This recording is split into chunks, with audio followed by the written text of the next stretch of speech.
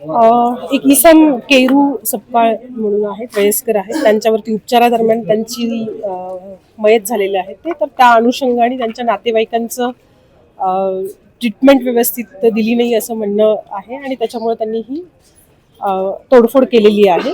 तर त्याच्या संदर्भात त्यांचं जे म्हणणं आहे तर ते आपण रेकॉर्डवरती घेत आहोत. त्यांच्या भावनांशी आम्ही सहमत आहोत, पण तरी सुद्धा जे हे ट्रीटमेंटबद्दल जे काय त्यांचं म्हणणं होतं तर त्यांनी ते प्रॉपर सांगणं आणि त्याच्यासाठी लिगल प्रोसिजर जी आहे मेडिकल कमिटी समोर त्यांचे पेपर्स पाठवले जातील आणि इतर कारवाई केली जाईल.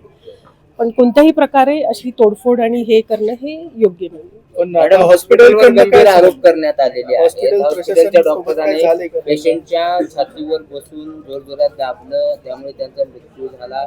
यावर काही हॉस्पिटल प्रशासनाने पोलिसांकडे काही माहिती सांगितली आहे का? काय झालं प्रकार? त्यांच्यावरती जे काही उपचार केले त्याचे डॉक्युमेंट्स आणि हे जे आहेत ते आपण घेतले जातील.